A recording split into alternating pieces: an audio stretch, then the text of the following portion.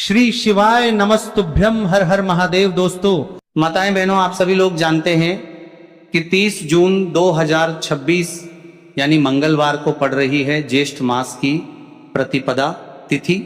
और दोस्तों, ये वह तिथि है जो ज्येष्ठ मास में पड़ने वाली सबसे बड़ी तिथि है, क्योंकि ये ज्येष्ठ मास में पड़ने वाली है और इसका बहुत ही बड़ा और विशेष महत्व होता है।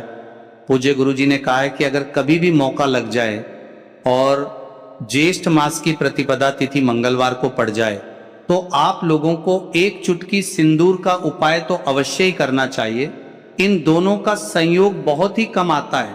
इसी के साथ में गुरुजी ने अपनी शिव पुराण कथा में बताया है कि इस दिन एक चुटकी सिंदूर का उपाय तो आपको अवश्य ही करना चाहिए, क्योंकि ऐसा दिन पूरे साल में सिर्फ एक ही बार आता है।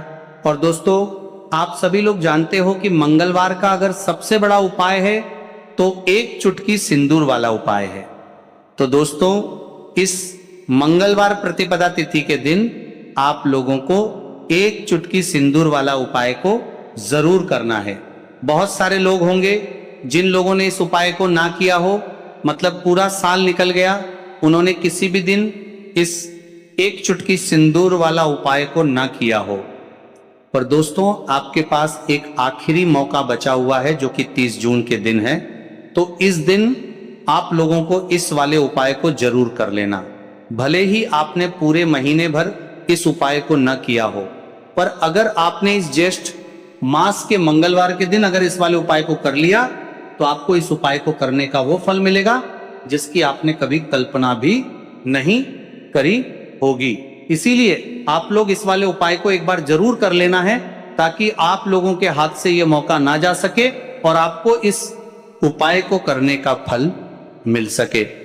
दोस्तों, यह उपाय पंडित जी ने अपनी अभी ही शिव महापुराण की कथा में बताया है, जिस उपाय को आज हम आपको बहुत अच्छे से समझाने वाले हैं। इस वीडियो को देखने के बाद इस उपाय को समझने के लिए आपको कोई और वीडियो को देखने की जरूरत नहीं पड़ेगी। तो चलिए दोस्तों, उपाय को शुरू करते हैं। देखिए, यह इस ज्येष्ठ मास के मंगलवार प्रतिपदा तिथि के दिन ये इतना खास होता है, इतना महत्वपूर्ण होता है कि देखा गया है कभी कभी बड़े बड़े पूजा पाठ अनुष्ठान से जो मनोकामना पूर्ण नहीं होते, वह ज्येष्ठ मास के दिन मंगलवार प्रतिपदा तिथि के दिन एक छोटे से उपाय करने से ही आपकी मनोकामना पूर्ण हो जाती है। और बहुत सारे लोगों ने इस उपाय को किया भी है और उनको इस उपाय को करने का फल भी जरूर मिला है। अगर आप लोग भी इस उपाय को करना चाहते हैं तो आप इस उपाय को पहले अच्छे से समझ लेना, सुन लेना, उसके बाद करना। आपको इस उपाय का फल जरूर मिलेगा और इस उपाय को कर लेने से आपके घर में चाहे किसी भी प्रकार की दुख और समस्या क्यों ना चल रही हो, आपको उसका कारण भी नहीं पता है कि भाई ये समस्या किस कारण से चल रही है। उसका कुछ भी कारण हो सकता है, जैसे पितृदोष हो सकता है या किसी भी तरह का मंगल दोष भी हो सकता है।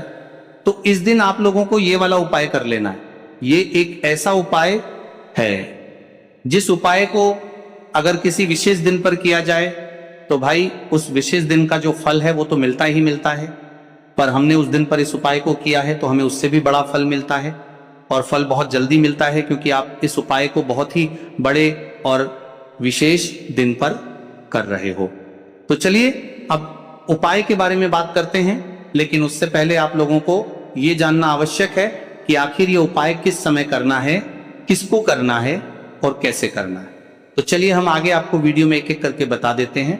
उससे पहले अगर आप लोग हमारे चैनल पर पहली बार हैं तो हमारे चैनल को सब्सक्राइब करना ना भूलें, और अगर आपके पास कोई सवाल है तो आप हमें कमेंट बॉक्स में बता सकते हैं। और अगर आपको हमारा वीडियो पसंद आया है तो आप हमें लाइक और शेयर करना ना भूलें।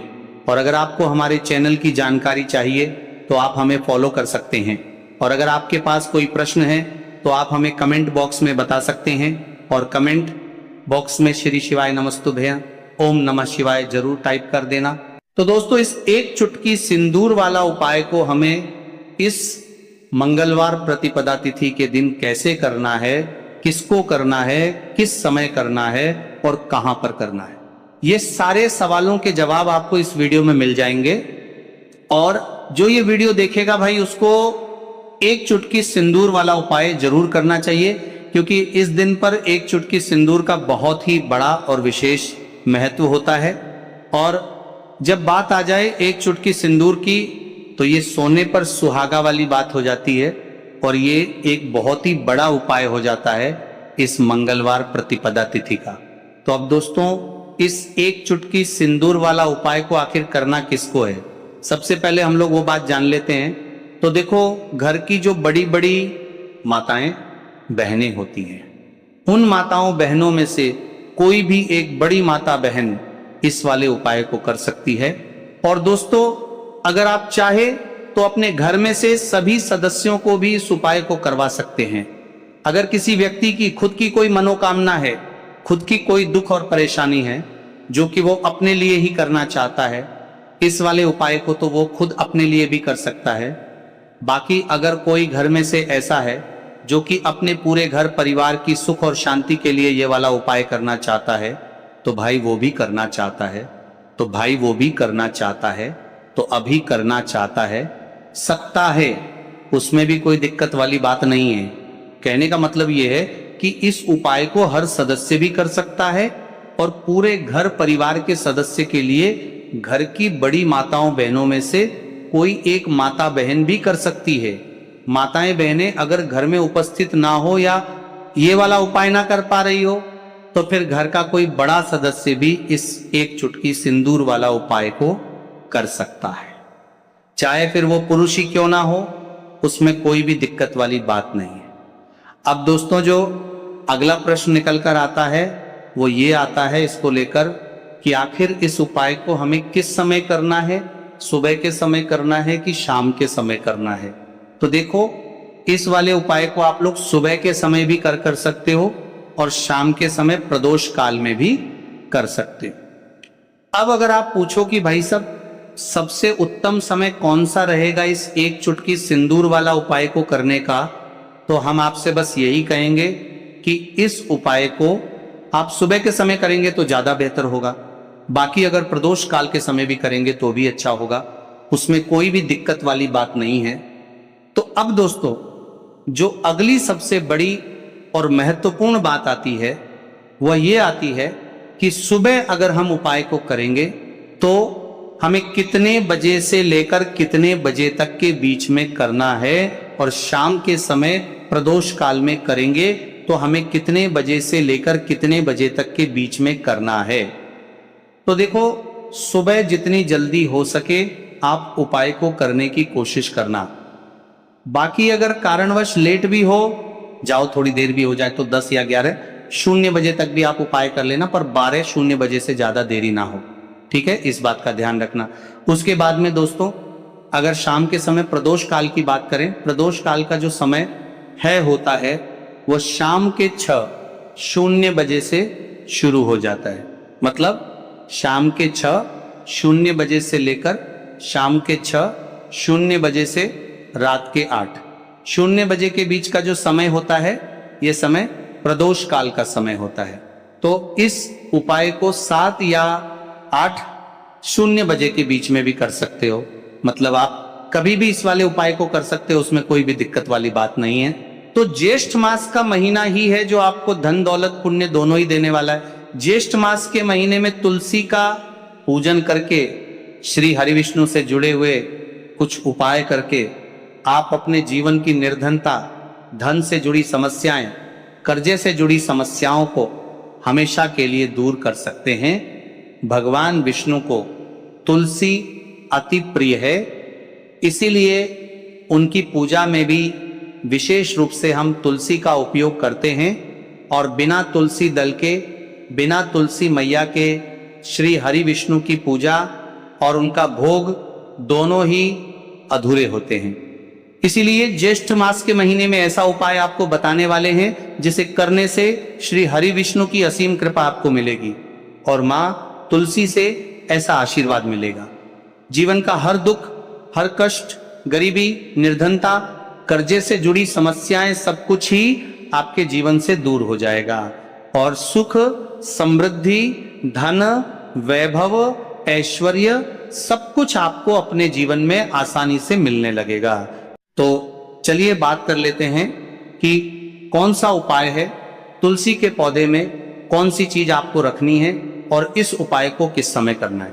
देखिए, सबसे पहले तो आपको बता दें कि अगर आपके घर में तुलसी का पौधा नहीं है तो ज्येष्ठ मास के महीने में एक तुलसी का पौधा अपने घर में लाकर जरूर लगाएं, क्योंकि ज्येष्ठ मास के महीने में जो लोग अपने घर में तुलसी जी का पौधा लाकर लगाते हैं, माँ तुलसी का पूजन करते हैं। कभी भी माँ तुलसी उनके घर में निर्धनता नहीं रुकने देती है। हमेशा उनके घर में धन की वृद्धि होती है, धन की वर्षा होती है। तो जरूर से तुलसी का पौधा आप ज्येष्ठ मास के महीने में अपने घर जरूर लेकर आए और अच्छे से आपको माँ तुलसी का पूजन करना है, माँ तुलसी के पौधे की देखभाल करनी है। और वह कौन चीज है जो आपको तुलसी के पौधे में ज्येष्ठ मास के महीने 30 जून मंगलवार प्रतिपदा तिथि में रखना है, और कैसे ये चीज रखते ही रातों रात आपके जीवन में चमत्कार होगा और आपके भाग्य का भी आपको साथ मिलेगा। तो देखिए, इस वीडियो में जितने भी उपाय हम आपको बताएंगे सभी उपाय सरल है। देखो, गुरुजी ने कहा है कि मंगलवार के दिन आपको एक चुटकी सिंदूर वाला उपाय तो अवश्य ही करना चाहिए। वीडियो के अंतिम में आपको उपाय बताया है, आपको करना है। देखो, आगे बढ़ने से पहले वीडियो को एक लाइक जरूर करें। देखो, सबसे पहला उपाय, यदि आपके जीवन में कर्जा बहुत अधिक है, आपके जीवन में संकट बहुत अधिक रहते हैं, आपके ऊपर बहुत अधिक विपदा आ रही है, बार बार आपको अपने व्यापार में और अपने धन में हानि देखने को मिल रही है, यानी कि आपको प्रत्येक कार्य में हानि हो रही है, तो आपको यह उपाय करना चाहिए। इस उपाय को करने के लिए आपको एक चीज की आवश्यकता होगी। सबसे पहले है, आप जानते हो, जो कि भगवान हनुमान जी को समर्पित होती है, तो आपको वो सिंदूर की आवश्यकता होगी। मंगलवार के दिन प्रातः स्नान करके स्वच्छ वस्त्र धारण करें, पूजा की थाली में एक चुटकी शुद्ध सिंदूर और थोड़ा सा चमेली का तेल रखें। हनुमान जी के मंदिर या घर के मंदिर में दीपक जलाकर चमेली के तेल में सिंदूर मिलाकर श्रद्धा पूर्वक हनुमान जी के चरणों में अर्पित करें। इसके बाद कम से कम एक बार हनुमान चालीसा का पाठ करें और एक हनुमते नमः मंत्र की 108 बार या अपनी श्रद्धा अनुसार जप करें। अंत में भगवान से प्रार्थना करें कि वे आपको सद्बुद्धि, साहस, अच्छे कर्म करने की शक्ति और परिवार में सुख शांति प्रदान करें। यदि संभव हो तो गुड़ और चने का प्रसाद अर्पित करके लोगों में बांट दें। तो भक्तों, आज का ये छोटा सा उपाय पूरी श्रद्धा, विश्वास और भगवान के स्मरण के साथ अवश्य करें।